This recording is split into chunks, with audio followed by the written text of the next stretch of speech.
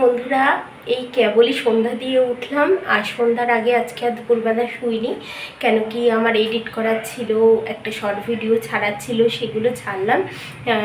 সকালবেলার থেকে অনেক কাজ করেছি ঘরের, বিশ্বাস করুন, মানে প্রচুর কাজ ছিল, সেগুলো করেছি। আর এখন করব হচ্ছে রান্নাঘর পরিষ্কার, আর এটাই আপনাদের সাথে আমি শেয়ার করব। আর যেগুলো আপনারা গতকাল আমার একটা ভিডিও দেখে নিয়েছেন, আমি যেগুলো মিশোতে অর্ডার দিয়েছিলাম, সেই জিনিসগুলো তো আমার চলে এসছে, সেগুলো তো আপনাদেরকে আমি দেখিয়ে দিয়েছি।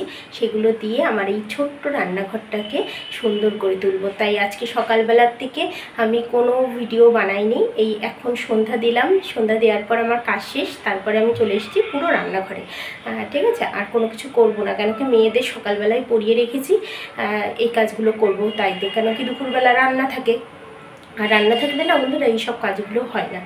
যাই হোক, এত বেশি বকবক না করে শুরু করে দিই। দেখুন আমার রান্নাঘরটার কি পরিস্থিতি। আমি আজকে কিচ্ছু গোছাইনি, এই ডেকোরেশন করব বলে, মানে এই সাজাবো গোছাবো বলে আমি আর কিচ্ছু পরিষ্কার করিনি। তাহলে চলুন বন্ধুরা, দেখতে থাকুন, আশা করি ভালো লাগবে। আর ভালো লাগলে একটা লাইক, কমেন্ট, শেয়ার আর সাবস্ক্রাইব করে আমার পাশে থাকবেন, আমার বন্ধু হবেন। তাহলে চলুন বন্ধুরা। আর এই দেখুন বন্ধুরা, আজকে আমি যেহেতু ছোট্ট এই রান্নাঘরটাকে আমি সুন্দর করে সাজাবো বলে আমি আজকে কিন্তু কিছু মোছামুছি করিনি। তবে কি এঁঠো আছে এ নয়, দুপুরবেলা খাওয়া দাওয়ার পরে সমস্ত এঁঠো কাটা মুছেই গুছিয়ে রেখেছিলাম। আর এই দেখুন বন্ধুরা, এই দুটো মগ আমি কিনেছিলাম ঝুলনের মেলা থেকে। আপনারা মনে হয় যে আমার ভিডিও দেখেছেন সেগুলো দেখলেই বুঝতে পারবেন। এই যে হাত দিচ্ছি, এই গাছটা দিয়েছে আমার মেজদিদি, আর পরেরটা হচ্ছে আমার মামা শ্বশুর বাড়িতে বেড়াতে গেছিলাম, সেখান থেকে নিয়ে এসেছিলাম। ঠিক আছে, আর এই যে আপনাদেরকে আমি দেখিয়ে দিচ্ছি আমার রান্নাঘরের পরিস্থিতি কেমন। এই দেখুন, আলমারি থেকে যত কৌটা ছিল সেই সমস্ত কৌটা আমি বের করে নিয়ে এখানে রেখে দিয়েছি। আর আমি শুধু একাই সব কিছু করিনি, আমার দুই মেয়ে আমার সাথে ছিল। আর এই যে বন্ধুরা, ওপরের আলমারির তাকটা আমি ঝেড়ে দিচ্ছি। দেখুন আমি কিন্তু পরিষ্কার করি, কিন্তু এত মানে সব নামাতে কিন্তু সেই একই নোংরা। তা যাই হোক, এই যে ঝাঁটাটা দিয়ে আমি ঝাড়ু দিয়ে দিচ্ছি। দিয়ে নেওয়ার পরে আমার মেয়ে, বড় ছোটো মেয়ে যেহেতু ওপরেরটা একদম হাত পাবে না, এর জন্য আমি ওপরটা ঝাড় দিয়ে দিয়েছি, আর নিচেরটাও ঝাড় দিয়ে দিলাম। ও শুধু মুছে দেবে একটু, তা ওকে আমি বলিনি করতে, ও নিজে নিজে, মা আমি তোমাকে একটু হেল্প করে দিই। আমি বললাম দাও, পড়া যেহেতু হয়ে গেছে, আর তখন তো আমার বোন আসেনি, এর জন্য ও আমার সাথে সাথে কাজ করে দিচ্ছিলো। এই দেখুন আমি জলটা দেখাচ্ছিলাম, এর ভিতরে গরম জল আছে, আর একটু ওই যে ভিম লিকুইড আছে না, ওই দিয়েছিলাম। দিয়ে বন্ধুরা টাইলসটা মুছে নিয়েছিলাম। আর আমার টাইলস কিন্তু ওইভাবে নোংরা হয় না, কেন কি আমি আমার প্রত্যেক দিনই রান্না করার পর আমি টাইলসগুলো কিন্তু মুছে নিই। আর আমার দেখুন আমার টাইলসে কিন্তু দাগ নেই, আমার কোনো তেল চিটে কোনো ভাব নেই। কিন্তু আমার কিন্তু এই রান্নাঘরে কিন্তু চিমনিও নেই বন্ধুরা। আর আমি এখন এই রান্নাঘরে চিমনি লাগাবো না।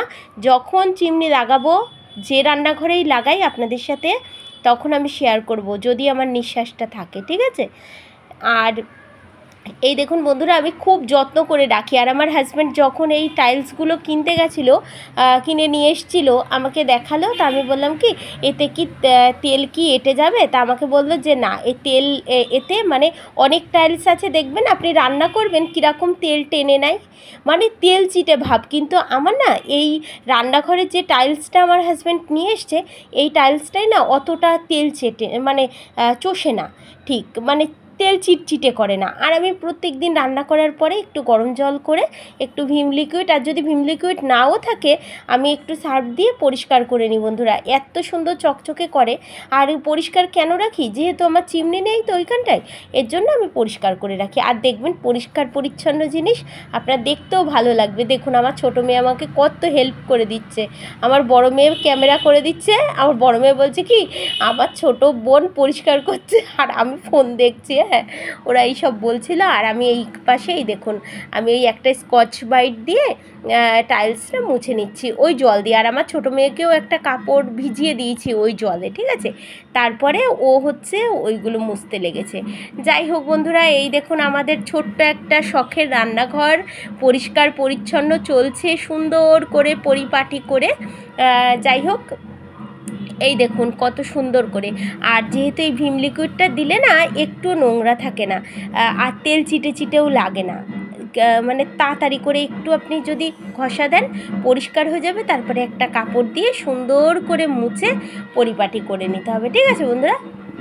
আর বন্ধুরা এই যে রাস্তা দিয়ে যাচ্ছে হচ্ছে আপনার ওই ঢাক বাজছিল না, ঢাক বাজছে হচ্ছে আজকে তো কৌশিকী অমাবস্যা, তাই পুজো হবে, মাকে নিয়ে যাচ্ছে, যাদের বাড়িতে পূজা হবে, এই জন্যই ঢাকটা বাজছিল।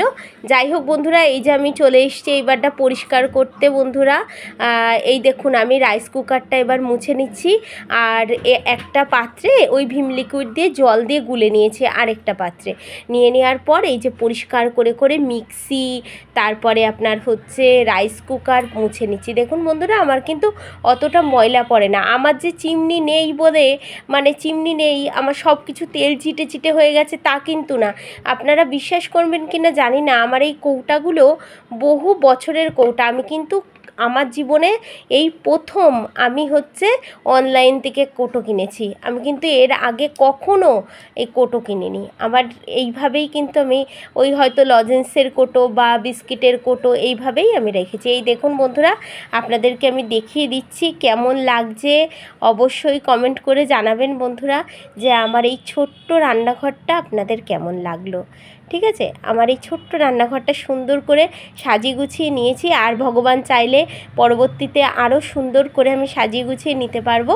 দেখুন আমার কিছু পুরানো কোটাও আছে, আমি কিন্তু রেখেছি বন্ধুরা, আমি কিন্তু সব ফেলে দিইনি। যেগুলো ভালো রয়েছে দরকারি সেগুলো রেখে দিয়েছি। কেন কি আমার মা বলতো ভাঙা কুলো ছাই ফেলতেও কাজে লাগে বন্ধুরা, তাই না? কোনো জিনিস কিন্তু ফেলানোর না। আপনি একটা ওই যে বলে না ভাঙা কুলো, সেই ভেঙে গেলেও কুলোটা রাখবেন, দেখবেন কত কিছু ফেলতে মানে সুবিধা হবে। এটাই হচ্ছে সত্যি কথা। আর দেখুন বন্ধুরা কেমন লাগছে আমার রান্নাঘরটা। এবার আপনাদের আমি ফাইনাল দেখাচ্ছি। আমি বলছিলাম এই যে বন্ধুরা দেখুন আমার এই যে গ্যাস ওভেনটা, তারপরে দেখুন আমি দুটো গাছ রেখেছি, একটা মানি প্ল্যান্ট গাছ আর একটা হচ্ছে পাথরকুচি গাছ, একটা ছোট্ট ঝুড়ির ভেতরে রেখেছি। আর সামনে দুটো মানে জার আছে, একটাতে তেজপাতা, একটাতে শুকনো লঙ্কা, আর একটা বাটিতে কিছু ডিম রেখেছি। আর সামনে রেখেছি একটা পাপোশ, তাতে লেখা আছে ওয়েলকাম। আর এই দেখুন আমার গ্যাস কাউন্টারটা আপনাদের কেমন লাগলো অবশ্যই কমেন্ট করে জানাবেন আমাকে। ঠিক আছে বন্ধুরা, ভালো লাগলেও জানাবেন, খারাপ লাগলেও জানাবেন।